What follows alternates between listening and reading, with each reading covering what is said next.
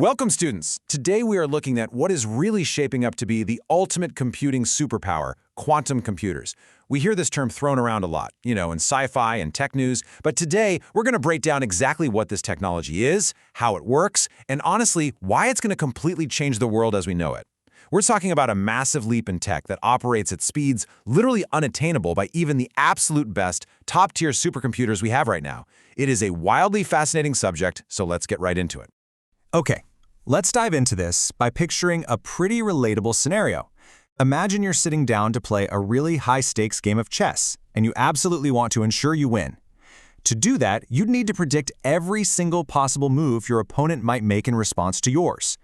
Now, think about the sheer volume of possibilities on that board. Trying to calculate every branching path of a chess game is a monumental task. And if you ask a machine to do this for you, well, how it handles the problem depends entirely on the type of computer you're using. If you use a classical, regular computer, like the laptop on your desk right now, or even a massive server, it's going to be very methodical. It'll look at move A, then it's going to calculate the response, then it'll discard that and look at move B, then move C, just doing this sequentially, one single step at a time, until it has finally run through all possible moves. As you can guess, going through millions of combinations sequentially is just incredibly time-consuming. But a quantum computer? A quantum computer completely throws out the rules of sequential step-by-step processing. Instead of looking at one move after another, it simulates all possible moves of your opponent at the exact same time. Boom! It analyzes the entire landscape of the game at once, solving the problem in a tiny fraction of the time. That is the true magic of quantum analysis and computation. Now, what's really interesting about this slide is the fundamental structural difference between the two systems. A quantum computer and a normal computer actually do have some similarities. They both use circuits, chips, logic gates, the whole shebang. But the massive difference is the actual language they speak to process information. Classical computers operate using binary bits. This means everything is strictly either a 0 or a 1. Think of it exactly like a light switch. It's either off or it's on. Quantum computers, however, use something called qubits, and qubits completely break that rule. Instead of being forced into just being a 0 or just a 1, a qubit can actually exist as both a 0 and a 1 simultaneously. This brings us to a foundational concept in quantum mechanics known as superposition. Superposition is precisely that unique ability of a qubit to exist in multiple states at the exact same time. If this sounds kind of abstract, let's use a simple everyday analogy. Think of a coin. When you flip a coin and it lands flat on the back of your hand, it's in a definite state, heads or tails, right? That's your normal classical computer bit. But what about when you flick that coin high into the air and it is rapidly spinning? While it's midair, spinning around and around, what state is it in? You could argue that in that exact moment, it's actually a blur of both heads and tails simultaneously. That is exactly how a qubit functions in superposition. And when you have a system of multiple qubits all existing in multiple states at once, the computer can process just an unfathomable number of solutions simultaneously. But wait, the magic absolutely does not stop there. We've got another spooky, mind-bending property to add to the mix: quantum entanglement. Imagine taking a handful of those spinning coins we just talked about and linking them together invisibly. In quantum mechanics, qubits can actually be entangled with one another. This means they are linked so profoundly that whatever happens to one qubit instantly influences the others, and influences the entire system, no matter how far apart they physically are. This seamless, instantaneous communication between entangled qubits allows the quantum computer to achieve a level of computational power that a normal classical computer couldn't even dream of matching.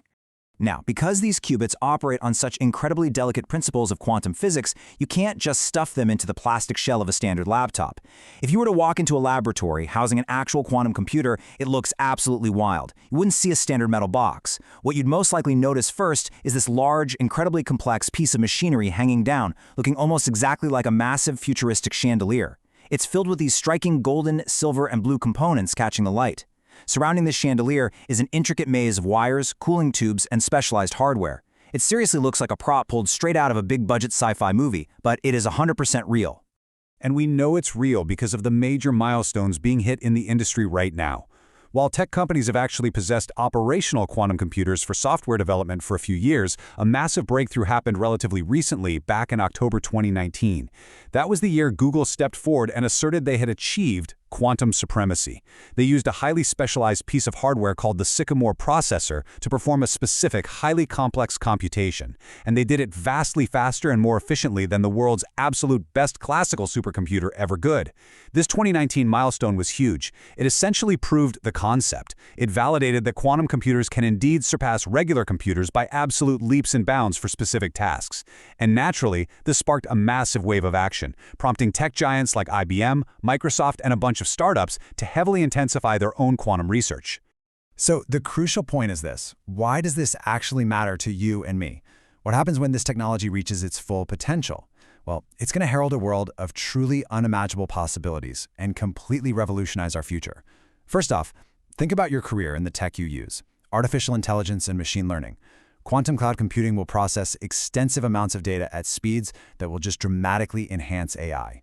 Then there's your digital safety. We're talking about virtually unbreakable cybersecurity that protects your data while it's actively in use. Beyond tech, it's going to revolutionize our health through medical and drug research, allowing scientists to simulate complex molecular structures in literal seconds to find life-saving cures. It'll also allow for highly advanced weather forecasting and radically improve automobile battery technology for a more sustainable future. The real-world applications are just staggering. Of course, we have to keep our feet on the ground here. It's going to take many years before quantum computers become mainstream and see large-scale, everyday commercial use.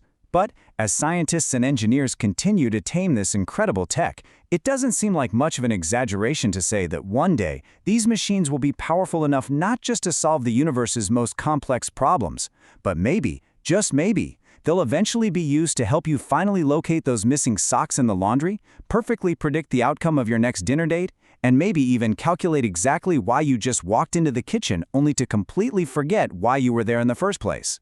We are standing on the edge of a completely new era of computation, moving from the sequential, step-by-step drudgery of normal computers into the breathtaking, simultaneous power of the quantum realm. It's a future where the word impossible really starts to lose its meaning. So I want to leave you all with a thought to chew on today. If you suddenly had a fully functioning quantum computer sitting right there in your bedroom, what impossible problem would you choose to solve first? Thanks for joining me for this Explainer, students. Keep asking those big questions, and I'll see you next time.